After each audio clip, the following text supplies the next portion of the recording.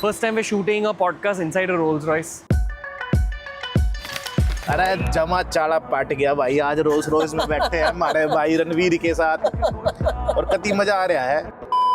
इस गाड़ी को लेने से पहले इस गाड़ी के बारे में क्या सोचते थे? मैं बिल्कुल भी एक्साइटेड नहीं होता हूँ। एक्साइटेड था 2011 में गाड़ी ली थी i10, चलानी भी नहीं आती थी, वो तीसरे ही दिन ठुक गया और पूरी रात इतना रोया मैं बता नहीं सकता। तो वो जो मेरा गाड़ी से प्यार था ना, वो वहीं पे ही उसके बाद खत्म हो गया।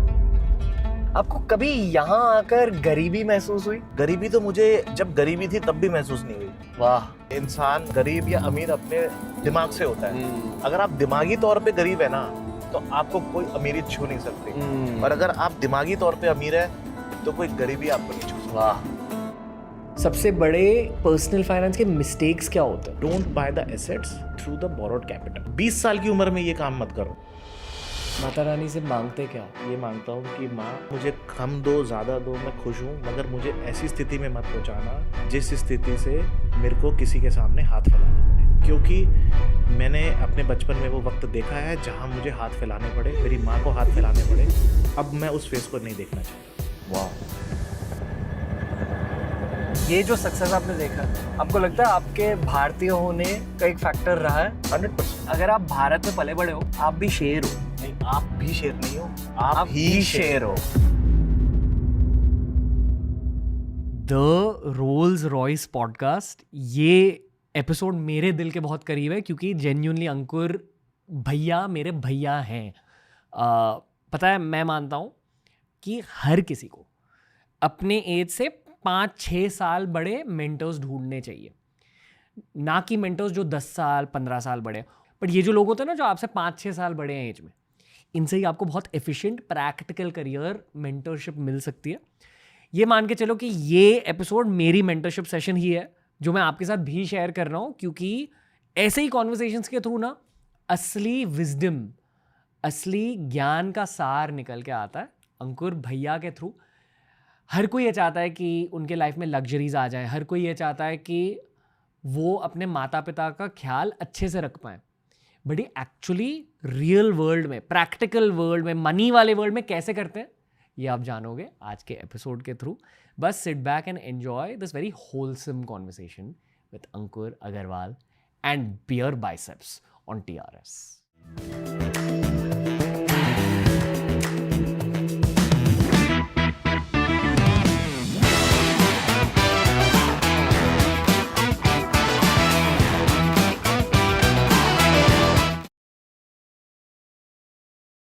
जो हमारे गेस्ट हैं आज के, वो मेरे बिजनेस मेंटर है अंकुर भैया। बहुत कूल लाइफ स्टोरी रही है इनकी। So we thought that we actually show kind of another side of his life, क्योंकि ये ना बहुत सारे देसी भाइयों की ड्रीम होती है ना कि एक दिन मेरी भी खुद की लग्जरी कार होगी, बट लग्जरी कार से वन स्टेप ऊपर आई फील एक रोल्स रॉयस होती है। So first time way shooting a podcast inside a Rolls Royce. मेरे मेंटर यहाँ आ चुके हैं। भैया, आज आप हमें ट्यूशंस देंगे। ट्यूशन 9th क्लास में छोड़ दिए थे मैंने। नहीं, अडल्टिंग ट्यूशंस है। Adulting tuition. अडल्टिंग। बाप रे यार, बहुत सारे लोगों को जानना है कि करेक्टली अडल्टिंग कैसे की जाती है, तो that's what we will be talking about. Adulting. बाप रे। पहले तो thank you for being on TRS। Love you भाई। Love you too bro. You look so fit यार। Thank you. Working out a lot यार। मेहनत कर रहे हैं। बैठे। आओ। Thank you bro.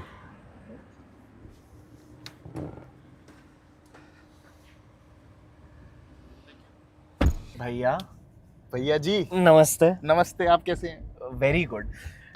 भैया बना दिया है रणवीर भैया ने मेरे को जगत भैया बना दिया है। क्यों यार, ये क्यों कह रहे हो?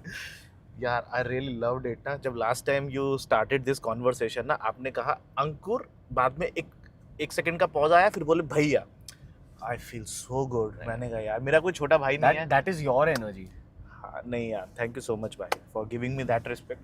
Thank you bro. मतलब आपको याद है, मतलब उस एपिसोड से पहले आप मुझे आपके ऑफिस में ले गए और मुझे एक माता रानी मम्मी दिखाई। हाँ, मम्मी थी। और I remember having a tough day, बस वो देखकर बहुत पॉजिटिविटी मिली। तो वो तो है ही। देखो even today actually I think मेरे ख्याल से कल नवरात्रि स्टार्ट हो रही है कल नवरात्रि स्टार्ट हो रही ना, है। हाँ, तो कुछ कुछ खुल के बातें मुझे करनी है आपसे। बिल्कुल। इतने सारे लोग मिले मुझे शो के थ्रू, बहुत कम लोग फैमिली के इक्विवेलेंट बन चुके हैं। I would genuinely say that about you. This is a big compliment यार। I really loved it, thank you. नहीं एंड एक थोड़ी बेशरम चीज़ कहना चाहूँगा कि ऐसा लगा कि मैं खुद की गाड़ी में ही बैठा हूँ। आप ही की गाड़ी है भाई। रियली लव यू नहीं भैया। भाई, आप ही की And गाड़ी है। सनातन में कहते हैं, सनातन धर्म में कि 32-33 के बाद बहुत कुछ बदलता है जिंदगी में। ये सच है, मुझे भी ऐसा फील महसूस हुआ है मुझे ये? महसूस हुआ। हाँ, क्या आपकी जिंदगी की कहानी थोड़ी सी रिकैप कर दीजिए हल्के से। चार्टर्ड अकाउंटेंट मैंने क्लियर किया था 2011 में। फिर मेरे को ये था कि मैं आऊँ दुबई, एक्सपेंशन करूँ अपनी कंपनी का, बट डेस्टिनी मुझे रियल एस्टेट में ले आई और पोस्ट को ब्रोकरेज कंपनी से मैंने शुरुआत की। फिर उसके बाद हम धीरे धीरे करके डेवलपर बने और माता रानी की कृपा से तो बहुत अच्छा हो गया। जो चेंजेस की आप बात कह रहे हो ना, वो चेंजेस क्या होता है जब आप ईश्वर के, अल्लाह के, भगवान के नज़दीक जाते हैं तो आपको एक महसूस होता है कि आपकी जो जर्नी है, आपकी जो लाइफ है, वो कुछ समय के लिए ही है। तो उस स्टेज पे ना आपको अपनी स्पीड को जज करना आ जाता है। आपको डिसीजन लेने के लिए आप थोड़े से स्वतंत्र हो जाते हो, क्योंकि आपको नो बोलना आ जाता है। बहुत सारी चीज़ें आप टेबल पे छोड़ने लगते हो, तो उससे ना लाइफ में बैलेंस आता है। वो हर एंटरप्रेन्योर की लाइफ में आता ही है और वो आना भी चाहिए। आप कर रहे हो बहुत अच्छा है, मगर उसका एंड क्या है? एंड क्या है वैसे? And is all about your extended family and your society. अगर वो वहाँ तक नहीं पहुँच रहा है तो इसका मतलब अभी भी आप डिससेटिस्फाइड हो खुद से। तो जब आप उस तरफ बढ़ जाते हो, जब आपको थोड़ा चैरिटी करने का मन करता है, आपको लोगों को शेयर करने का मन करता है, चाहे आप जितना भी कमाते हैं, तो आपको मतलब और सेटिस्फेक्शन मिलता है। और एंड यही है। Important lessons for young people, ये मैं कहना चाहूँगा। जो आप कह रहे हो बहुत ज़रूरी है हाँ, कि लोग कम उम्र में ही ये सब जाने। This is called perspective, this is called maturity in my eyes. Right. हमारे साथ जो कैमरे के पीछे है ना, की आई थिंक ही इज 25 या 26। एक्चुअली ये है हमारा टारगेट एज ग्रुप इस पॉडकास्ट के लिए। तो पहला सवाल मैं एक्चुअली उन्हें पूछने दूंगा। Everyone in our age group 22 to 24, 25, हम लोग को सही में when we look at all this, this is our dream. Fascinating. Yeah, very fascinating कि we need to build something like this. तो आप जब at age 22, 24, how was your mindset like कि how to go about it? क्या आप भी ये सब ड्रीम करते थे? And how did you work towards it? जब मैं 22 या 23 की एज में था ना, उस टाइम मेरे को एस्पिरेशन नहीं था, मेरे को गुस्सा था। जब आप खुद को प्रूव करना चाहते हो, when you know that you have talent but people are not seeing your talent, तो वो जो एक वैक्यूम होता है, उस वैक्यूम से बाहर निकलने का जो जज्बा या एंगर या एस्पिरेशन या जो भी आप उसको कह सकते हैं, वो आपको ऊपर लेके जाता है। आपको जो मैं रिलैक्सेशन की बात अभी कर रहा था, 34 साल के बाद, 40 साल के बाद, कुछ भी आप कह लो, वो तभी हो सकता है जब आप ये 10 साल काम करेंगे। Utilize youth. Utilize youth. ये खुद से सवाल कीजिए कि आपने आज किया क्या है, प्रोडक्टिव क्या है। जब हर रोज ये सवाल आप पूछना शुरू कर दोगे खुद से कि मैंने आज प्रोडक्टिव क्या किया है, मतलब वैल्यू एडिशन मेरा क्या है, एक घिसी पिटी जीवन जीने की अगर आपको आदत लग गई है, तो फिर आई एम सॉरी, आपका कुछ नहीं हो सकता। एक प्रैक्टिकल पर्सपेक्टिव भी दीजिए सेम चीज़ पे। ऑन अ डेली बेसिस यही जो जनता है age 24, 25, 26, on a daily basis उन्हें क्या करना चाहिए ताकि जब वो 40 इयर्स के बने, जब family life full fledgedly start हो चुकी होगी, तब how do they give the best possible finances to their family, वो समझाइए, बट उनके प्रेजेंट के पर्सपेक्टिव से। तो प्रेजेंट की सिचुएशन को एनालाइज करना बहुत ज़रूरी होता है। आप कोई भी आज काम कर रहे हैं, आपका नेक्स्ट जो स्टेप है, उसके जो स्टेप्स हैं, उसके जो प्लान्स हैं, वो आपको क्रिस्टल क्लियर होने चाहिए। देखिए, बहुत ज़्यादा एस्पिरेशन लाना अपने अंदर और उसको अचीव ना कर पाने की फ्रस्ट्रेशन होने से बेहतर ये है कि उसको स्टेप्स में काम को किया जाए। अब फेलियर की बात कर लेते हैं, उसमें फेलियर्स भी आ सकते हैं।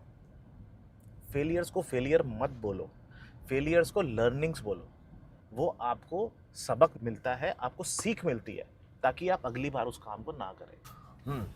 वैसे ऑफिस में हम काफी ज्यादा भारी बातें करने वाले हैं। इसे हमने सोचा कि मजा आएगा। हमने एक्साइटेड। हाँ, स्पिरिचुअल बातें भी होंगी। आई लव उसके पहले कुछ सवाल हैं रोल्स रॉयस को लेकर। Rolls Royce. इस गाड़ी को लेने से पहले इस गाड़ी के बारे में क्या सोचते थे? मैं सच बताऊं आपको, मैं गाड़ियों को लेकर के बिल्कुल भी एक्साइटेड नहीं होता हूं। एक्साइटेड था 2011 में, गाड़ी ली थी i10। i10 गाड़ी चलानी भी नहीं आती थी, वो गाड़ी ली और गाड़ी को तीसरे ही दिन ठोक दिया अपनी कॉलोनी में, और पूरी रात गाड़ी के स्क्रैच दिखता रहा और इतना रोया मैं बता नहीं सकता आपको। मतलब इतनी मुश्किल से भाई वो गाड़ी ली थी। तो वो जो मेरा गाड़ी से प्यार था ना, वो वहीं पे ही उसके बाद ख़त्म हो गया। तो अब ये जो आप रोल्स रॉयस या कुछ भी कह लो यार, ये सब चीज़ें टोटली मटेरियलिस्टिक हैं। आपको इन चीज़ों की ज़रूरत है सिर्फ समाज में आपको एक अपनी प्रतिष्ठा बनाने के लिए, बैलेंस क्रिएट करने के लिए। बहुत टाइम ऐसा होता है, मेरी रोल्स रॉयस, मेरे पास 2 रोल्स रॉयस हैं, वो दोनों रोल्स रॉयस मेरी मैं किसी अपने फ्रेंड को दे देता हूँ। जब दिल्ली से लोग आते हैं उनको बहुत अच्छा लगता है इंडिया से कि यार मतलब okay they want to enjoy, मेरे को भी अच्छा लगता है, तो मैं गाड़ी उनको दे देता हूँ और मैं दूसरी गाड़ी में आता हूँ। तो जब मैं दूसरी गाड़ी में आता हूँ तब मुझे कोई ऐसा महसूस नहीं होता कि आई एम लूजिंग समथिंग। तो कभी कभी आपको ये खुद को फील कराना पड़ता है कि आप उस माहौल में भी एडजस्ट कर सकते हो जहाँ से आप आए हो। बट जो आपने कहा ना कि ये गाड़ी जब कोई खरीदता है तो समाज में एक स्टेटस सिंबल बन जाती है, लोग देखते हैं ना, उस नज़र से देखते हैं। तो उस पर्सपेक्टिव से बताइए कि बदला क्या, एज इन लोगों के बिहेवियर में बदला क्या? देखो, लोगों का बिहेवियर बदलता है, to be honest with you. लोग देखते हैं कि हाँ ठीक है, if he can afford a Rolls Royce, और उनको लगता है कि यार ये ही सो रिच। ये परसेप्शन ही गलत है। तो एक इंस्टाग्राम पे जो रील्स वायरल होती हैं और जो लोग देखते हैं, वो गाड़ी उसकी है या नहीं है, पहले ये तो आपको नहीं मालूम है। वाओ।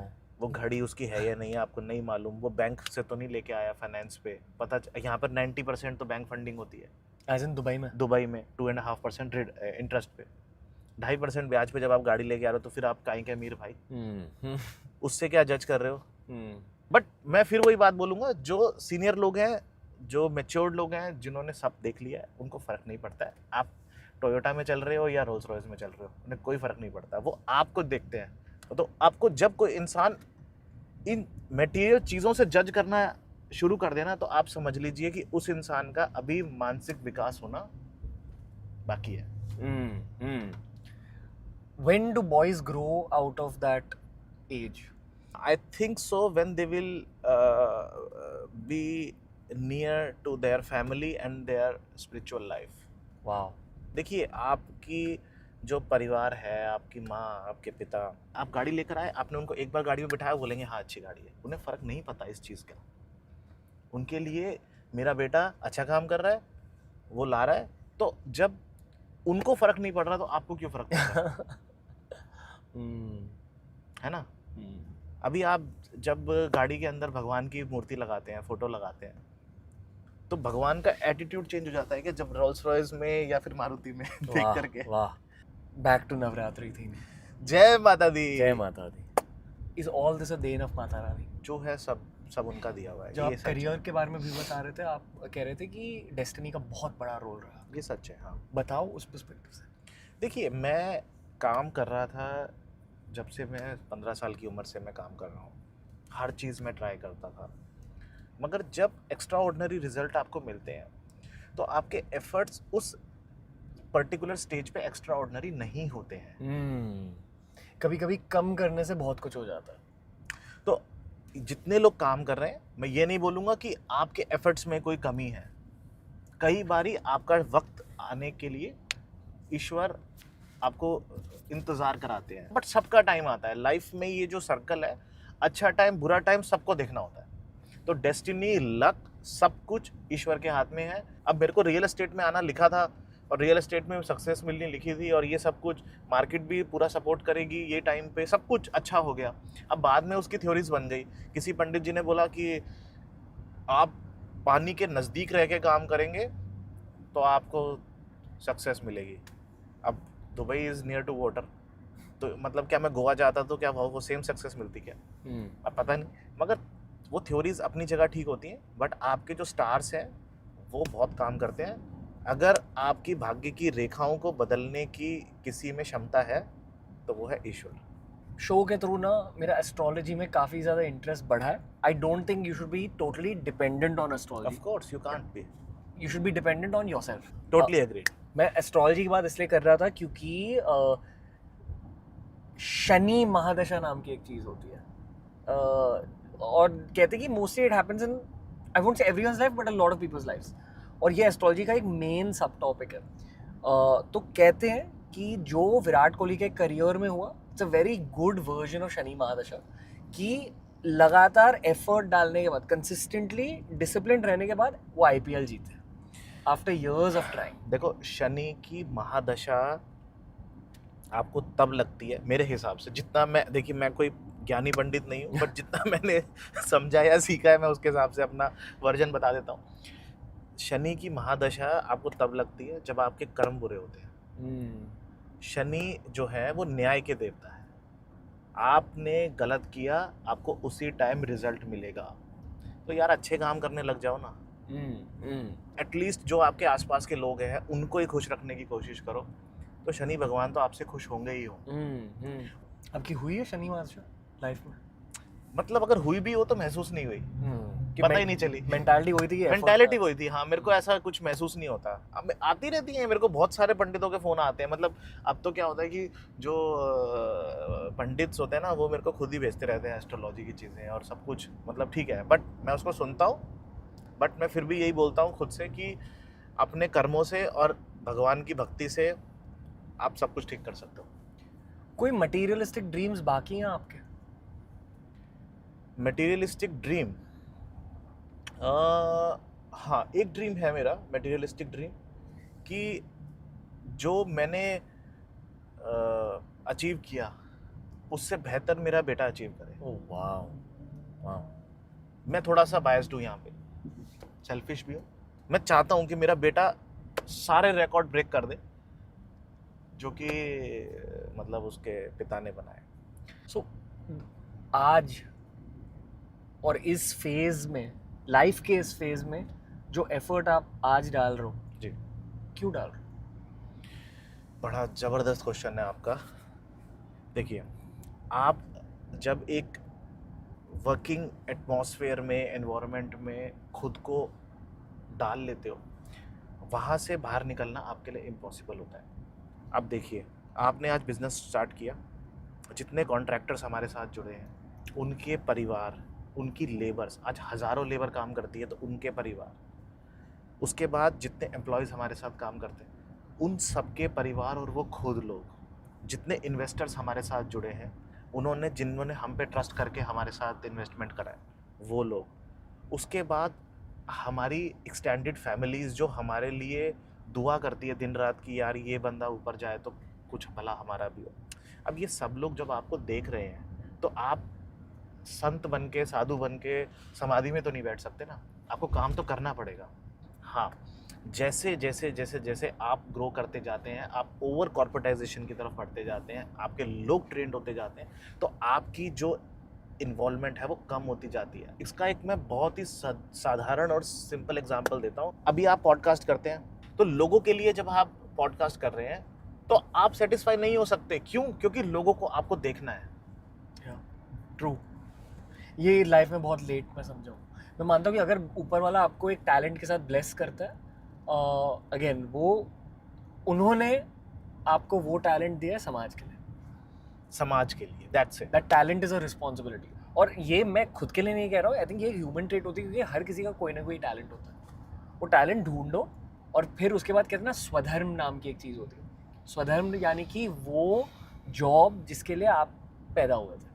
लाइक फॉर एग्जाम्पल, आप ये रियल एस्टेट एंटरप्रेन्योर बनने के लिए पैदा हुआ। अभी तो पता नहीं ना, अभी तो क्या क्या बाकी है। अभी फिर से सरफेस लेवल सवाल। ये गाड़ी में सबसे बेस्ट चीज क्या लगती है आपको? नहीं कुछ अच्छा नहीं है भाई, ठीक है, कंफर्टेबल है, थोड़ी बाहर की साउंड कम आती है। वाह। मैं बताता हूँ Rolls Royce as a concept के बारे में, मुझे वो जो ये क्या कहते हैं, स्टारलाइट। स्टारलाइट, हाँ ये अभी इस पे ऑफ ये है, सबसे कूल चीज लगती है। अभी ऑन हो गई है। कहते हैं कि ये कस्टमाइजेबल है ना। वो बोलते हैं कि इसको हमने इसको हैंडमेड बनाया है। अच्छा, जब वो पैसों की ट्रांजैक्शन हो रही थी रोल्स रॉयस के लिए, एट दैट पॉइंट आपके दिमाग में क्या चलता था? फॉर द टाइम बिंग मैं थोड़ा एक्साइटेड हुआ कुछ समय के लिए। कब की बात है? 2022, ओके। 2022 की बात है, 22 या 23 होगी, आई एम सॉरी, 23 की बात होगी। तो मैं थोड़ा एक्साइटेड हुआ, फोटो वोटो खिंचवाई, फेसबुक पे डाली, खुश हुए, एक दो राइड वाइड मारी, फिर ड्राइवर को चाबी दे दी। फिर खत्म। और कुछ नहीं। खुद नहीं चला सकते भाई, पीछे बैठो, ठीक है। भाई को भी थोड़ा सा कुछ पूछते हैं, bus driver on. Whatever you can ask. Okay. Urus, they want to ask you something. How are you, brother? Very good, very good. Yeah. Yes. What's the feeling of driving this car? The feeling of empowerment, just satisfactory, and safety first of all. Yes, But is it enjoyable? of course. Yeah. What is? You're smooth sailing, and there's nothing in your way basically, because everyone is moving out. When they see you, they want to take a lot of pictures with you. Also, it kind of pops up in every corner of the city, so everyone notices it right away. So it's amazing, privilege. Do the other cars treat the Rolls Royce differently? Yes, absolutely, absolutely. It commands respect. Commands respect. Yes, man. And do you get a lot of stares? Of course. All the time. And a lot of pictures, cameras, everything is pointed towards the car. Not me, of course, but So what do you think of all the energy of the Indian boys around you? it's vivid. It's really empowering, and yes, it's good environment, good to work in, and it's a privilege for me to be in. Yeah. Yes. We believe in taking people with us. Of course. I don't know if you picked up on the Hindi conversation, but Some, I mean, no, that's He okay. is listening every day. Ankur Bhaiya said that. So Bhaiya in Hindi means big brother. a big brother. Yeah. So if you get to know him, his mentality is actually like a big brother. And I don't know if you know his life story, but he began by taking tuitions of children in like his neighborhood. Right. So he's really come up the hard way. I've read some of the articles from the pages of magazines, and I know that Mr. Ankur has been through a lot and risen to incredible heights, and it is just a privilege to be around him and to absorb all of this. Yeah, you guys have a lot of conversation because you'll spend a lot of time together. No, not me personally, because he's a quite busy man. Always hustling. Yes. Well, always working, I would say, and hustling, yes. Yeah. Apart from it, but yes, I'm just letting him work on his own and doing my job as best as I can. So, yeah. So Urs भाई Serbia से हैं. मेरे एक बहुत ज़्यादा favourite footballer नेमानिया विडिच. इसी को smile कर रहे हैं. I was saying in Hindi that I really like Nemanja Vidic. But if you were to compare Ankur Bhaiya to a particular footballer in terms of mentality, who would you compare him to? Zlatan Ibrahimovic. Oh wow! For me, yes. Wow. Yes. शायद आप football ज़्यादा नहीं देखते. No, my son is into it. Okay. इन्होंने आपको thanks Urs. Thanks, Urus. इन्होंने आपको compare करा है ज़्लाटान इब्राहिमोविच से. मैं अक्की भाई को कहने दूंगा कि ज़्लाटान इब्राहिमोविच कौन है. समझाओ Zlatan Ibrahimovic. Someone with a very strong personality, strong mindset. Mentality monster. मतलब imagine Kohli's ability, Hardik Pandya's mind. Wow. वैसे तो I iconic don't know player. if I'm up to these legends mark, but yeah, thank you so much. Don't mind all this. No, I am loving this. आपके साथ बस आपकी गाड़ी में अरे I'm loving this. Thank you भैया. काश आप मेरे ट्यूशंस लेते बचपन में. Like that's the gap I'm trying to fill today. मुझे तो बहुत मजा आ रहा है. मुझे भी पता है आपके अलावा सिर्फ एक गेस्ट रहे हैं जिन्होंने गाड़ी में बैठकर हमारे साथ कॉन्वर्सेशन करी है. उनका नाम है मिस्टर बीस्ट.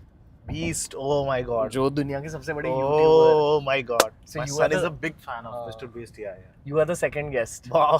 पर मुझे बहुत मजा आ रहा है. आई डोंट नो, गाड़ी में कॉन्वर्सेशन करना ना एक अलग वाइब है. यार एक्चुअली पता है क्या होता है, गाड़ी का फंडा क्या है, जब हम लोग लॉन्ग ट्रैवल में जाते थे ना, तो गाड़ी में बहुत सारी बातें होती थी. तो गाड़ी में बात करना अच्छा लगता है. Wait, I think we all go back to our childhoods or our youth when we have car conversation. Ji We भाई. all go back into memories. Of course, every time. Uh, मेरे को एक मेमोरी याद आती है. मेरे मामा जी ने गाड़ी ली थी मारुति 800. तो हमें लेकर के वो गाड़ी में बिठा करके मेरे मामा जी ले गए दिल्ली से थोड़ी दूर एक जगह है बहादुरगढ़. और मेरे को इतना मज़ा आ रहा था क्योंकि मैं लाइफ में पहली बार इतने लंबे समय के लिए गाड़ी में बैठा था. तो मेरे को मज़ा आ रहा था कि यार काश ये सफ़र कभी ख़त्म ही ना हो. वो चीज़ों को मैं इन चीज़ों से कंपेयर नहीं कर सकता. और एक Wow. मेरे कज़न है सिट्टू भैया ने एक गाड़ी ली हुंडई की, और भैया ने बड़े बड़े स्पीकर लगाए और पूरी फुल वॉल्यूम करके बजा करके और हमें घुमाने ले जाते थे. अरे यार क्या मज़ा आता था. जन्नत. इससे ज्यादा जन्नत. अरे बहुत मज़ा आता था. अभी हम्म. तो फीलिंग ख़त्म हो गई है. तो लाइफ मेमोरीज होती है. देखो जब आप चीज़ को पहली बार महसूस करते हैं, that is amazing to feel that always. मैंने शाहरुख खान की एक कोट पढ़ी, रील एक्चुअली दिखा मुझे. तो शाहरुख खान के इस रील में वो कह रहे हैं कि पता है बहुतों को लगता है कि कॉलेज ख़त्म होने के बाद एंग्जाइटी कम हो जाएगी, फिर एंग्जाइटी ख़त्म नहीं होती. फिर ऐसा लगता है कि शादी करने के बाद एंग्जाइटी ख़त्म हो जाएगी, फिर एंग्जाइटी नहीं ख़त्म होती. फिर ऐसा लगता है कि बच्चों के आने के बाद एंग्जाइटी ख़त्म हो जाएगी, तब भी एंग्जाइटी ख़त्म नहीं होती. शाहरुख खान बेसिकली ये कह रहे हैं कि यार खुद की एंग्जाइटी को हैंडल करना सीख लो, क्योंकि that is the meaning of being alive. अगर आप जिंदा हो ना तो एंग्जाइटी का सामना थोड़ा तो करना पड़ेगा. नहीं होनी चाहिए ना एंग्जाइटी थोड़ी सी तो आपको, मतलब Right. But it should be balanced. मैं अगेन यही बात बोलूँगा, it should be balanced. It should not be over anxious always, because that will give you discomfort and you will not love yourself. कैसे handle करते हो खुद की anxiety? You don't need to be over aspirational. You need to be satisfied at given points of time, and you should know where is the point of consolidation. एक काम को किया, दूसरे को ख़त्म किया, फिर दूसरे को किया, तीसरे को ख़त्म किया, मतलब एक मतलब उस तरीके से अगर आप चलते हैं तो आई थिंक सो मतलब you will not be anxious. आप ये कह रहे हो कि एंग्जाइटी होती है ओवर एस्पिरेशन की वजह से, शायद कंपैरिजन माइंडसेट की वजह से. कंपैरिजन माइंडसेट तो डिजास्टर है. आपको कभी यहाँ आकर गरीबी महसूस हुई? गरीबी तो मुझे जब गरीबी थी तब भी महसूस नहीं हुई. वाह वाह. यहाँ पे क्या महसूस होना है? क्योंकि यहाँ आकर ना आई थिंक बहुतों को पहली बार ऐसे बिल्डिंग्स, ऐसे गाड़ियों को देखकर थोड़ी सी गरीबी महसूस होती है कि यार हम इतने गरीब हैं. नहीं, देखिए ऐसा सोचना गलत है. आदमी इंसान गरीब या अमीर अपने दिमाग से होता है. अगर आप दिमागी तौर पे गरीब है ना तो आपको कोई अमीरी छू नहीं सकती. और अगर आप दिमागी तौर पे अमीर है तो कोई गरीबी आपको नहीं छू सकती. वाह वाह वाह. अबंडेंस माइंडसेट जिसे कहते हैं. हाँ, ओके, आपके दिमाग और दिल के अंदर घुसना, ये कॉन्शियसनेस के बारे में बताइए. आप क्या सोचो, विजुलाइज करते हो कुछ?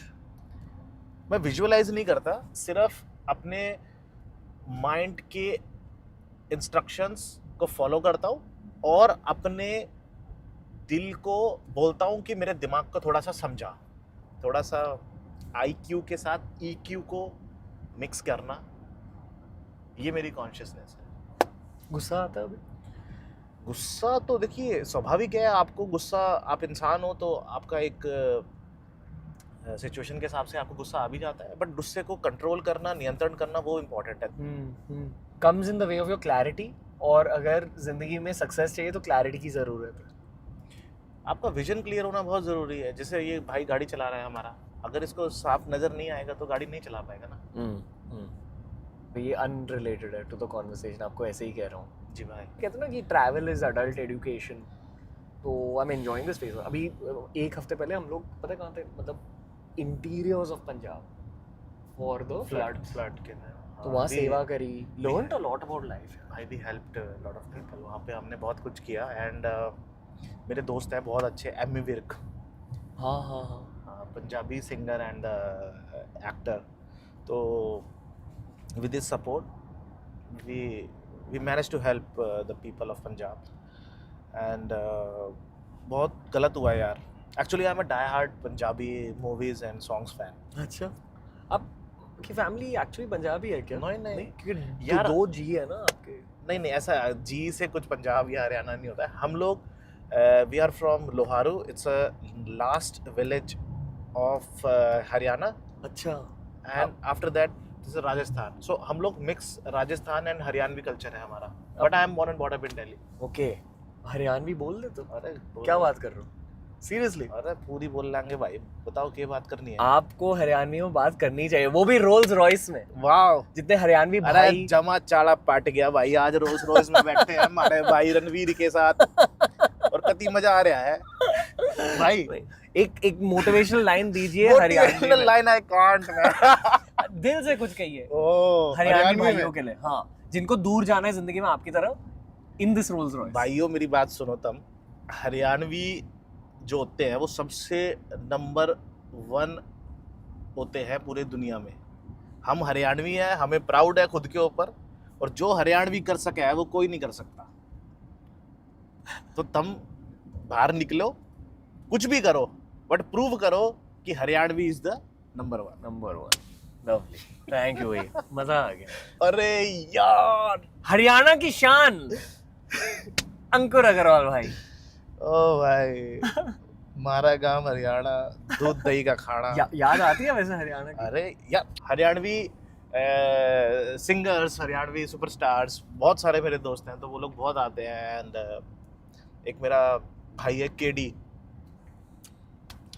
वो मेरे को बहुत याद दिलाता है हरियाणवी की, हरियाणा जब भी आते हैं यहाँ पे। क्या स्पेसिफिकली क्या याद है हरियाणा देखिए, मेरा तो इन लॉज भी हरियाणा से ही है। तो हरियाणा का जो मेन एक एलिमेंट होता है ना, वो लोग ना दिल में कुछ नहीं रखते हैं। हम लोग दिल में कुछ नहीं रखते हैं, हम लोग जो होता है बोल देते हैं मुंह पे। तो मतलब अंदर से हम लोग जलते फूकने या जलने वाले या उस टाइप के लोग नहीं होते। हम लोग जो होता है मुंह पे बोलते हैं और आगे बढ़ते हैं। And we care for those who cares for us. ये जो सक्सेस आपने देखा, आपको लगता है आपके भारतीय होने का एक फैक्टर रहा है ये सक्सेस में? 100% वो any doubt. वो समझाइए।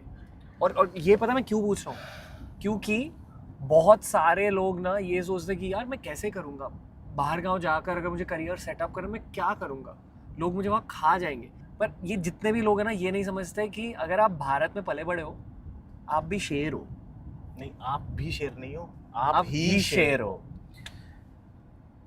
इस दुनिया में जितने भी कामयाब लोग हैं, किसी भी बड़े पोस्ट पे हैं, कोई भी बड़े बिजनेसमैन है, एंटरप्रेन्योर्स हैं, उसमें मैक्सिमम भारतीय हैं। पहली बात, हम लोग क्यों ज़्यादा सक्सेसफुल है, उसकी एक बहुत सिंपल वजह है, क्योंकि हमारी कंडीशंस औरों से ज़्यादा टफ है।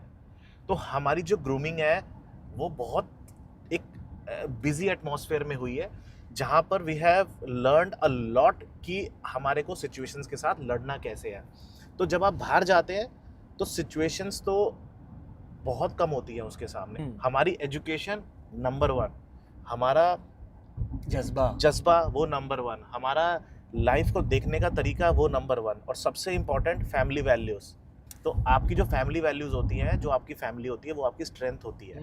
और अगर आपको पूरी दुनिया देखनी है ना एक शहर में, तो यहाँ है ना। ट्रू, 200 देशों के लोग यहाँ रहते हैं भाई। It's the cosmopolitan. Her culture experience करने का एक चांस मिल जाएगा। जब मुझे मेंटल स्टिमुलेशन चाहिए रहते हैं, मैं यहाँ आ जाता हूँ। तो it's actually the best place to live in the world ना। बहुत कुछ सीखते हो दुनिया के बारे में, लोगों के बारे में। उसी पर्सपेक्टिव से मैं भारतीयों के बारे में आपसे पूछना चाहूँगा। भाई, इन अ वे ना, दुबई हैज स्पॉइल्ड अस। मतलब हमारे को कहीं पे बाहर जाके लग्जरी फील ही नहीं होती है। मतलब ऐसा लगता है कि यार कम ऑन, ये भी नहीं है। मतलब दिस इज बेसिक, ये तो होना ही चाहिए था, जबकि वो लग्जरी है वहाँ पे। और I am talking about the developed countries. तो Dubai has taken things on a next level. उसको तो अचीव मतलब उसको मतलब पकड़ पाना बहुत मुश्किल है। और आई थिंक इमिग्रेंट्स के नंबर्स बढ़ते ही जा रहे हैं पूरे इमिग्रेंट्स वेस्टर्न तो वर्ल्ड से अब आ रहे हैं। 90% पॉपुलेशन आर इमिग्रेंट्स ना, एक्सपैट्स ही तो है 90%। पॉपुलेशन बहुत झट से बढ़ भी रही है। इसी की वजह से रियल एस्टेट डिमांड है, इसी की वजह से प्राइसेस ऊपर जा रहे हैं, सिंपल है, यही लॉजिक है। जिस दिन हम ये रिकॉर्ड कर रहे हैं ना, मेरे ख्याल से इसके पिछले 2 दिनों में कुछ और अनाउंसमेंट्स आई है ट्रम्प की पॉलिसीज की। जी। तो मेरे जो काफ़ी दोस्त, मैं इंजीनियर हूँ, बेसिकली इंजीनियरिंग कॉलेज में ना हर कोई एक टारगेट करता है कि यूएस जाए, मास्टर्स करे, सारे लौट रहे। आपने मोदी जी की बात सुनी, उन्होंने क्या कहा? उन्होंने बोला कि हमारी प्रॉब्लम सबसे बड़ी यही है कि हम लोग डिपेंडेंसी से बाहर नहीं निकलते हैं, हम आत्मनिर्भरता को नहीं समझ पा रहे हैं। तो देखिए, ये आपदा में अवसर है, it is blessing in disguise. आप लोग अगर यूएस नहीं जा सकते हैं तो you can serve your country, तो ये भारत के लिए अच्छा है। ब्यूटीफुल। अब BMW के ऑफिस के यहाँ पहुँच चुके हैं आइए, अंकुर भैया, time to move out into मज़ा आ गया। Another section. चलो चलिए भैया, आपकी शुरुआत हुई थी एज अ ट्यूशन टीचर। आज भी हम लेंगे आपसे ट्यूशंस। वाह, इस एपिसोड की शुरुआत हुई थी रोल्स रॉयस में। जी। बहुत ग्लैमरस लग्जूरियस बातें हुई थी, बट एक प्रैक्टिकल नज़रिया भी होता है करियर्स का। जी। तो इस सेशन में आप सिखाएंगे। सो थ्योरी से निकल के प्रैक्टिकल। हाँ ठीक है, तो हमने इस पूरे सेशन को डिवाइड करा है चैप्टर्स में। Perfect, let's start. जय माता दी। जय माता दी। चैप्टर 1 करियर टैक्टिक्स, और ऐसे समझाइए कि कोई 35 साल का इंसान भी इससे वैल्यू गेन कर पाए और कोई 22 साल का इंसान भी। देखिए, जब आप अपना करियर शुरुआत करते हैं ना, जो स्टेज होती है वो होती है लर्निंग। देखिए, एजुकेशन आप करते समय ये पूरी तरह से डिसाइड नहीं कर सकते कि what your career will be. आप कुछ भी हो सकते हैं, कुछ भी कर सकते हैं। तो you have to grow every day, you have to learn every day.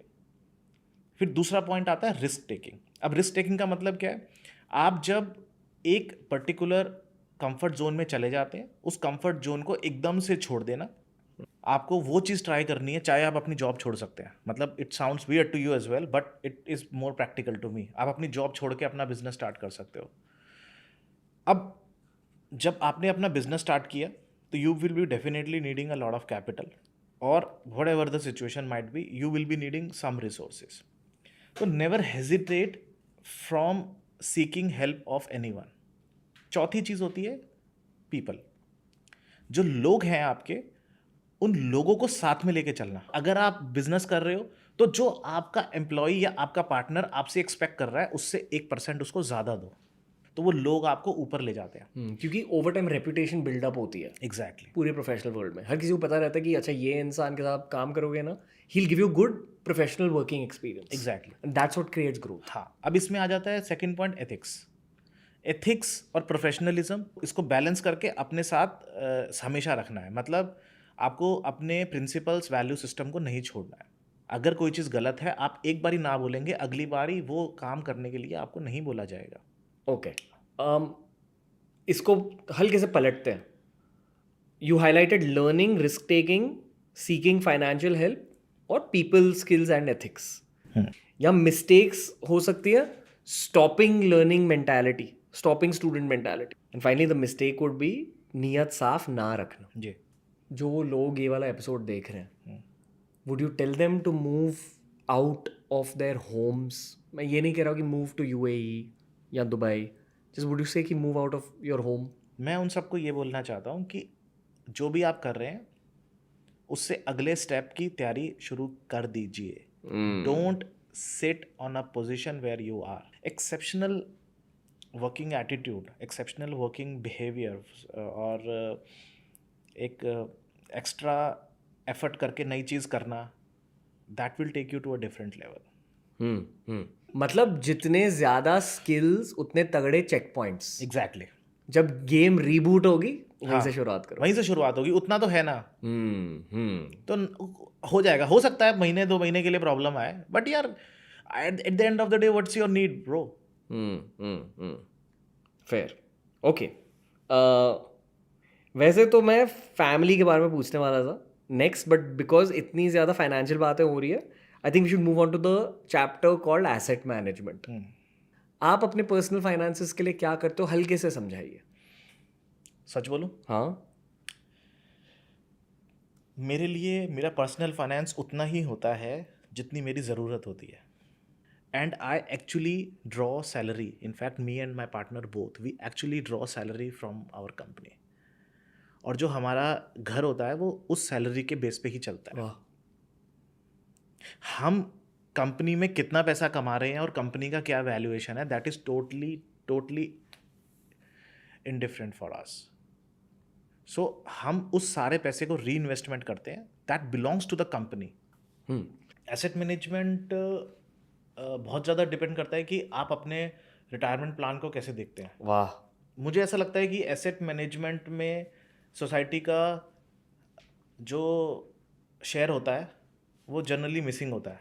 कि मैंने दुनिया के लिए क्या किया. दुनिया के लिए क्या किया और जो मैंने ये सारा कमाया, जो मैंने किया, वो अल्टीमेटली यहीं रह गया. तो मान लो मैं एक यंग लड़का हूँ, 25 ईयर्स मेरी एज है, और मुझे डॉग्स का कॉज बहुत अच्छा लगता है. मुझे डॉग शेल्टर स्टार्ट करना है राइट. ज़िंदगी में. राइट. ठीक है, तो और ये मुझे रिटायरमेंट की बात करना है. राइट. तो ऐसा कुछ सिस्टम हो सकता है जहाँ मैं एक अलग से फंड बना सकता हूँ. हाँ बिल्कुल. राइट. राइट. ये एज अ सीए समझाइए. नहीं, आप देखिए, आप अपना फंड क्रिएट कर सकते हैं या फिर आप किसी फंड में कंट्रीब्यूट कर सकते हैं जो आपको रिकरिंग इनकम देता रहता है, या फिर आप किसी ऐसे एसेट में इन्वेस्ट कर सकते हैं जो एसेट आपको रिकरिंग इनकम दे सकता है, जिससे कि आपका जो इन्फ्लेशन रेट है वो मैनेज हो सके. मतलब आज के जो 100 रुपये हैं 20 साल के बाद कम से कम 100 रुपये तो मिले. दूसरा, आपकी फंड की सिक्योरिटी, जो आप पैसा लगा रहे हैं, that should not be too much into the dynamic market. मतलब कि उसका उस पैसे का जो रिस्क टेकिंग होता है वो बहुत ज़्यादा नहीं होना चाहिए. मतलब it should be a 50-50 ratio. And for me real estate is the best option. मैं भी उस एज तक पहुँच गया हूँ जहाँ मैं समझा हूँ कि लॉन्ग टर्म वेल्थ अगर बिल्ड करनी है, you have to have a real estate portfolio. वही होता है, और कोई ऑप्शन ही नहीं है आपके पास. ये रियल एस्टेट की जर्नी स्टार्ट कैसे कर सकते हैं? पर दो पहलू हैं. रियल एस्टेट से पैसे को सिक्योर करना है या रियल एस्टेट से पैसे को कमाना है. पार्क करने हैं पैसों को या मल्टीप्लाई करना है? मल्टीप्लाई करना है. अगर आपको मल्टीप्लाई करना है पैसे को, तो जैसे दुबई मार्केट में you can flip the assets और वहाँ पर आप पैसा बना सकते हो. मतलब बहुत ज़्यादा मतलब प्राइस यहाँ पर बढ़ रहे हैं बहुत तेज़ी से, डिमांड बहुत ज़्यादा है, तो इसकी वजह से मल्टीप्लाई होता रहता है पैसा पूरे यूएई में? पूरा यूएई में. And it's easy to live in India and invest in UAE? Of course, why not. Okay. Of course. दो तरीके होते हैं आपके पास. पहला होता है आपके पास जो लिबरलाइजेशन स्कीम होती है, जिसमें आप $2.5 लाख पर एनम इन्वेस्ट कर सकते हो इंडिया से बाहर. और दूसरा होता है ODI, overseas direct investment scheme, जहाँ पर आप अपनी कंपनी की एक सर्टेन वैल्यूएशन के हिसाब से आप वो पैसा इंडिया से बाहर भेज सकते हो. तो ये इन्वेस्टमेंट के दो तरीके होते हैं. बाकी अगर आपकी फॉरेन इनकम है तो फॉरेन इनकम में फॉरेन एसेट्स खरीदे जा सकते हैं. और जो दूसरा पर्सपेक्टिव अभी हम बात कर रहे थे एसेट बेस बनाने का, जिससे कि आप अपना फ्यूचर सिक्योर करते हैं, वो मुझे लगता है land investment is the best. Land. तो ज़मीन में जो भी इन्वेस्टमेंट की जाती है over the period of time वो आपको प्रॉफिट दे के ही जाती है. बट लैंड खरीदते वक्त क्या ध्यान रखना चाहिए? किन चीज़ों पर ध्यान रखना चाहिए? इंडिया में इन्वेस्ट कर रहे हैं, इंडिया के किसी रूरल एरिया में इन्वेस्ट कर रहे हैं, अर्बन एरिया में इन्वेस्ट कर रहे हैं, दुबई में इन्वेस्ट कर रहे हैं, हर जगह के अपने डिफरेंट पैरामीटर्स होते हैं. तो जो कुछ इंपॉर्टेंट एस्पेक्ट होते हैं, जिसमें पहला होता है लीगलाइजेशन. उसका लीगल स्टेटस वो एक सबसे इंपॉर्टेंट एस्पेक्ट होता है कि that should be free from litigations. और ये चेक किया जा सकता है? Of course. ओके. दूसरा जो दुबई में सबसे इंपॉर्टेंट है, मैं बोलना चाहता हूँ कि before choosing your investment you should choose your broker. जब तक आप ब्रोकर को सही तरीके से चूज नहीं करेंगे, तब तक ना तो आपके पास प्रॉपर ऑप्शंस आएंगे और ना ही आपको उस पर्टिकुलर फील्ड की एक्सपर्टीज मिलेगी. तो ये सब चीज़ें इंपॉर्टेंट है. एंड जनरली स्पीकिंग एक 20 समथिंग के लिए सबसे बड़े पर्सनल फाइनेंस के मिस्टेक्स क्या होते हैं जो आपने नोटिस करे? And also going back to your 20s, all your friends, जी. लोगों की गलतियों के बारे में बताइए. एक जो गलती है जो मेरे को लगता है कि आपको नहीं करनी चाहिए when you are in 20s specially, don't buy the assets through the borrowed capital. यानी कि लोन लेकर 20 साल की उम्र में ये काम मत करो. आप समझ गए? अभी क्या है, आपका करियर थोड़ा अभी ऊपर जाना है उसको। कभी ऐसे लोग मिलते हैं जिन्होंने पैसों को इकट्ठा किया है बट उसे अच्छे से इन्वेस्ट नहीं करते, और आपको पता है कि यार इन्हीं पैसों के साथ ना बहुत मल्टीप्लाई कर सकते हो? देखो, फिक्स डिपॉजिट मार्केट जो होती है 6% 7% वाली, वो भी रियल एस्टेट मार्केट के जितनी ही बड़ी है, ठीक है ना? तो अब अगर आप उसको कंपेयर करेंगे कि ये पैसा अगर रियल एस्टेट में इन्वेस्ट हुआ होता तो शायद 25%, 50%, 30% आपको रिटर्न मिलता, बट एफडी में वो पैसा सड़ रहा है। बट उस इंसान के पर्सपेक्टिव से अगर बात करें तो उसको रियल एस्टेट मार्केट में भरोसा नहीं है। मतलब ये कि सामने वाला इस नज़रिए में भी खुश है कि भैया मेरा तो पैसा बैंक में रखा है और मेरे को 4% पर एनम भी मिल रहा है ना, but I am more secure. So a good or bad investment strategy is defined by mental peace. Exactly. Okay, आपका रिटायरमेंट प्लान क्या है वैसे? मेरा रिटायरमेंट प्लान ये है कि मैं पहली बात आत्मनिर्भर रहूं, सेल्फ डिपेंडेंट। दूसरा, फाइनेंशियली शायद मैं कम कैपेबल होऊंगा तो भी मेरे को चलेगा, but I don't want to compromise with my health. आप क्या करोगे उस $100 बिलियन का अगर आप उसको एंजॉय नहीं कर सकते तो? Let's move on to the next chapter. भैया, एक्चुअली पिछले एपिसोड में इसकी बातें हुई थी। क्या आपको याद है मैंने उस एपिसोड के स्टार्ट में आपसे एक सवाल पूछा था? Asked you are you good son? Oh जवाब अभी भी वही है। राइट? तो एक एम्बिशियस इंसान को अपने फैमिली को कैसे ट्रीट करना चाहिए ये बताइए, तो क्या करें? आपके जो पेरेंट्स हैं वो साक्षात भगवान का रूप है। तो जब एक ईश्वर, एक भगवान जो कि आपको दिखता भी नहीं है, मैं कह रहा हूँ जितनी देर भगवान को याद करते हो ना, उतनी ही देर जा करके अपनी माँ को याद कर लोगे ना, तो आपके काम तो वैसे ही बन जाएंगे। I want to speak about something which I hope you don't mind me speaking about. 6 साल की उम्र में आपके पापा गुजर गए थे जी। आप कभी सोचते हो पापा के बारे में? अब भी रोज सोचता हूँ, हर रोज सोचता हूँ, हर रोज उनकी तस्वीर से बात करता हूँ। Every day I speak to him.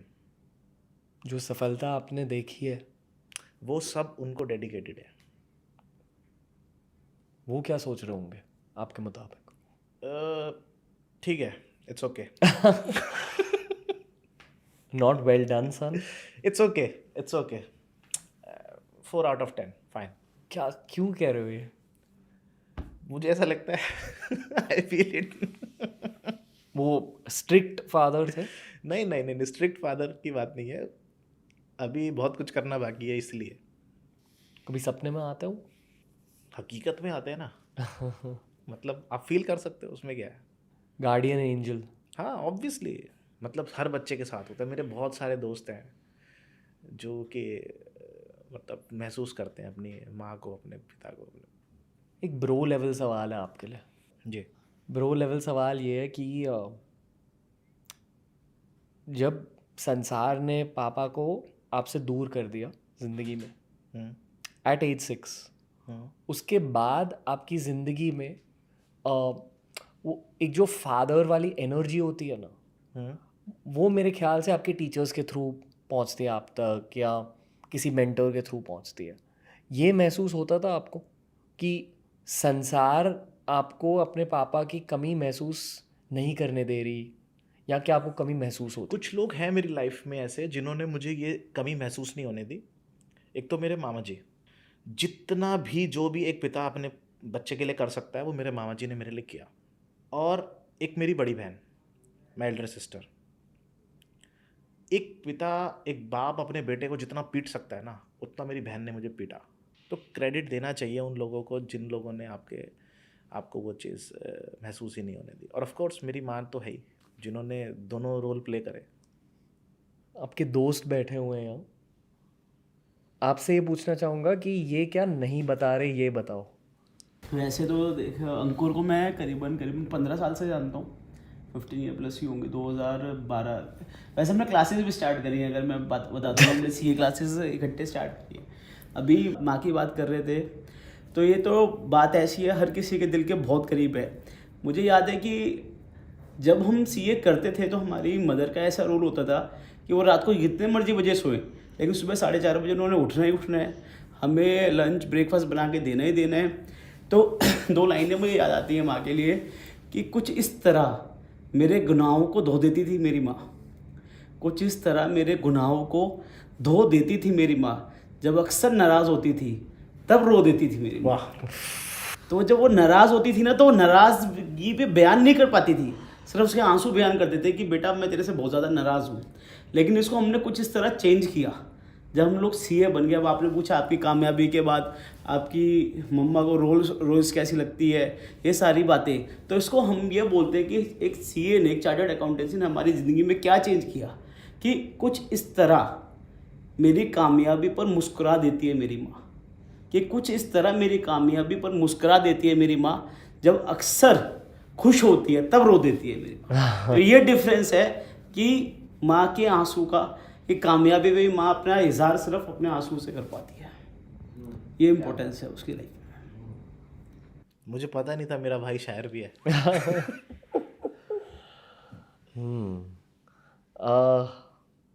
बाकी जैसा आपका क्वेश्चन था कि अंकुर को आप कितना जानते हो, तो मैं यही बोल सकता हूँ हमने बहुत सारे पल साथ में बिताए हैं। तो मैं इसके लिए, जो मैं इसकी आंखों में देखता था कि ही ऑलवेज ड्रीम बिग। हम फर्स्ट टाइम दुबई भी इकट्ठे आए थे, तो जो भी ये सोचता था ना, हमेशा हर चीज़ किंग साइज, बड़ा बड़ा, और हम नहीं सोच पाते थे। तो सबसे पहले तो आदमी की सोच बड़ी होनी चाहिए, काम तो तब कर पाएगा जब वो उस थॉट लेवल पे जा पाएगा। इनकी खासियत ये है कि जो ये सोचते हैं वो चीज़ें हो भी जाती हैं। तो सोच ही नहीं आएगी तो होएगी कहाँ से। हम जब इन्होंने यहाँ स्टार्ट करा तो मैं तो स्टार्टिंग के फेजेस में सारी चीज़ें देखता रहता था। जब इसने ये ऑफिस लिया, मैंने कहा अंकुर इतना बड़ा ऑफिस लेने की जरूरत है। कह रहा भाई सारी नेशनलिटीज़ के एम्प्लॉयज़ रखूँगा मैं यहाँ पे, सारे ब्रोकर रखूँगा। मैंने कहा भाई थॉट आनी बहुत इंपॉर्टेंट है। First is the thought, second is the commitment, कि आप हार्ड वर्क इतना करो कि वो जो डिसीजन लिया उसको आप मेटलाइज कर पाओ। कितने एम्प्लॉयज़ है अभी BMW के? 425। एंड ओवरऑल अगर हम सब लेबरर्स ये वो सब गिने तो फिर तो ओवर 2000। 2000 लोग, 2000 लोगों के करियर्स आपके सोच विचार से शुरू हुए। उनकी किस्मत से शुरू हुए हैं। उनकी किस्मत में मैं एक जरिया हूँ बस, इससे ज़्यादा कुछ नहीं। इस सब के बीच फैमिली बैलेंस लाए कैसे? Because of my wife and my mother. मैं बॉयज़ के लिए बोल सकता हूँ डेफिनेटली ये बात, जो आपकी वाइफ है, एक सेकंड के लिए भी अगर आपने उसको दुख दिया ना, तो ईश्वर आपको एक दिन के लिए दुख देगा। इस दुनिया की सारी शक्तियाँ स्त्री के रूप में ही होती है। तो जो स्त्री की शक्ति है, जो वुमेन पावर है, वो आपके घर में आपकी वाइफ के रूप में है, और वो आपके लिए ही आई है। बहुत सारे यंग लोगों को ये लग रहा होगा कि ये थोड़ी स्पिरिचुअल बातें हम क्यों नहीं करें? नहीं, ये लाइफ हैक है। ये है भाई, इसके बिना नहीं हो सकता है। तो आप उसको खुश नहीं कर पाओगे अगर, अब वो खुश होने का बहुत आसान तरीका है। बहुत डिमांडिंग नहीं होती है लेडीज़ जनरली, जो मैंने देखा है। ठीक है, एक्सेप्शनल केसेस मैं डिस्कस नहीं कर रहा हूँ। Generally they want your time, और उनको ये महसूस कराना है कि आप हो। जब ये महसूस होगा तो आपका घर स्वर्ग बन जाएगा। Happy wife equals happy life. Happy life. ठीक है, फैमिली लाइफ डन। बेसिकली आप कह रहे हो बातें मीठी करो, वक्त बिताओ कॉन्शियसली। ओके, अभी back to personal time management. You should not waste your time which is not the part of your regular schedule. तो अगर वो टास्क आपकी 2 घंटे 3 घंटे में भी फिनिश होती है ना, तो आप सेटिस्फाइड होने चाहिए उस दिन के लिए। तो मैं वो बात नहीं कर रहा हूँ कि कैलेंडर कैसे बनाना है, सुबह उठना है, जिम जाना है आपको, सब बेकार थ्योरीज हैं। 1 बजे या 2 बजे से पहले मैं नहीं सोता, और मैं 11 बजे उठता हूँ, और 2 बजे मैं ऑफिस आता हूँ। उसके बीच में मैं वर्कआउट करता हूँ, और रात को 11 बजे तक मैं ऑफिस में होता हूँ। मतलब कि 2 बजे से लेकर 11 बजे तक रात के मैं ऑफिस में होता हूँ। सुबह के 10 बजे से शाम के 6 बजे तक होना ज़रूरी नहीं है। और बहुत ज़्यादा टाइम खाने में ना लगाना। वाह, ये क्यों? क्योंकि हम ज़्यादा टाइम तो यही सोचते रहते हैं आज रात को डिनर में क्या खाना है। कुछ नहीं फर्क पड़ने वाला भाई उससे। Fair okay. फिर से भैया, जिस तरह हमने पेरेंट्स की बातें करी, दोस्तों का करियर में कुछ रोल रहता? हाँ बिल्कुल रहता है। लोग जनरली ये सोचते हैं कि दोस्त मेरे को ऐसी अपॉर्चुनिटी दे दे जिससे मैं एक स्टेप ऊपर चला जाऊं। मेरे हिसाब से दोस्तों का करियर में कंट्रीब्यूशन इतना होता है कि भाई मुझे वो काम मत करने दे जिससे मेरा वक्त बर्बाद हो। आपको रोकना। भाई दोस्त को दोस्त रहने दो, दोस्त को बिजनेसमैन मत बनाओ। व्यापार करने के लिए, बिजनेस करने के लिए, उससे फायदा लेने के लिए पूरी दुनिया पड़ी है। दोस्त को दोस्त रहने दो। Second last chapter, health. बहुत ज़रूरी है, मगर उसको ओवर प्रायोरिटाइज करना गलत है। आपकी मुश्किल मेंटल हेल्थ फेजेस रहे हैं? बहुत होते हैं। अब भी? हाँ, वो उस सिचुएशंस के हिसाब से होते ही है ना। परिस्थिति है, आपको टेंशन होती है, and but the best way to escape your problems is to face it. सामने से बोलो आने दे भाई, देखी जाएगी जो होगा। मानते हो कि कोई लिंक होता है फिजिकल हेल्थ और मेंटल हेल्थ के बीच? जब आपका शरीर स्वस्थ नहीं है तो आपकी मेंटल हेल्थ भी ठीक नहीं रह पाती है, क्योंकि आपका जो ध्यान है, जो आपका फोकस है, वो आपके उस प्रॉब्लम की तरफ ज़्यादा रहता है। तो physical health is very very very important, but again I am telling you that is not the only thing in the world. एक आखिरी सेक्शन है, अब जानता हूँ मैं किसकी बात करूँगा। माता रानी। जय माता दी। जय माता दी। One day before Navratri, almost Navratri आ गए। In fact few hours before Navratri ji, technically. Japan में तो आ चुकी है, ऑस्ट्रेलिया में भी। I don't think it's a coincidence कि ये पॉडकास्ट आज शूट हो रहा है। मैं तो कहता हूँ हर चीज़ रिटर्न है, डेस्टिन्ड। 20s में एक स्पिरिचुअल साइड थी आपकी? 20 से पहले भी मेरी स्पिरिचुअल साइड थी। Teenage when I was very young, क्योंकि मेरे घर में वो माहौल था जहाँ पर रामचरितमानस का पाठ होता था। जागरण में जाना हमारा एक एक एक एक एक सपना होता था, मतलब एक चाम होता था उसमें जाना। जागरण में पूरी पूरी रात बैठना। घर में रोज़ पूजा होती थी। नवरात्रिज में पूरी घर में पूजा होती थी। कन्याओं को जिमाना और फिर तीर्थ स्थानों पे जाना, मतलब सब कुछ होता था। तो मतलब मैंने तो पूरी ज़िंदगी यही सब देखा है। माता रानी से मांगते क्या हो? ओह क्या क्वेश्चन है, वाह। माता रानी से मैं ये मांगता हूँ कि माँ मेरे से कुछ भी ऐसा काम मत करवाना जिससे कि मेरे को किसी के सामने हाथ फैलाना पड़े या कहीं पर शर्मिंदा होना पड़े। मतलब माँ मुझे कम दो ज़्यादा दो, मैं खुश हूँ, मगर मुझे ऐसी स्थिति में मत पहुँचाना जिस स्थिति से मेरे को किसी के सामने हाथ फैलाने पड़े। हमेशा यही प्रेयर है? बस यही प्रेयर है और कोई प्रेयर नहीं है मेरी, क्योंकि मैंने अपने बचपन में वो वक्त देखा है जहाँ मुझे हाथ फैलाने पड़े, मेरी माँ को हाथ फैलाने पड़े। अब मैं उस फेस को नहीं देखना चाहता। वाह, कैरेक्टर बिल्डिंग मोमेंट आप कह सकते हो। वही ड्राइविंग फोर्स था देने की, जो आपकी एक प्रवृत्ति होती है लोगों को, जो आपका एक एटीट्यूड बन जाता है लोगों के लिए करना या लोगों को देना, वो आपका ड्राइविंग फोर्स होता है which will take you upward in your career. मतलब आपकी जर्नी में आप किसी के लिए करते जाओगे करते जाओगे करते जाओगे, वो आपके गुड डीड्स, गुड एक्ट्स आपके मल्टीप्लाई, एक्यूमुलेट होते रहेंगे और उससे आपको इतना भारी इंटरेस्ट मिलेगा जिससे कि आप ऊपर चले जाओगे। मतलब रियल इन्वेस्टमेंट तो वो है, नेकी करोड़ दरिया में डाल। वाह।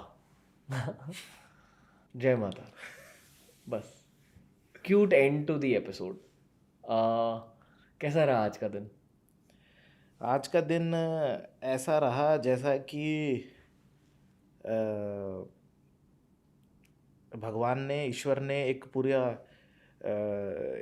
एक पूरा स्क्रिप्ट लिख के भेजी हो कि बेटा this will be your best day अरे and somebody will come in your life who will ask you something which you will love to answer.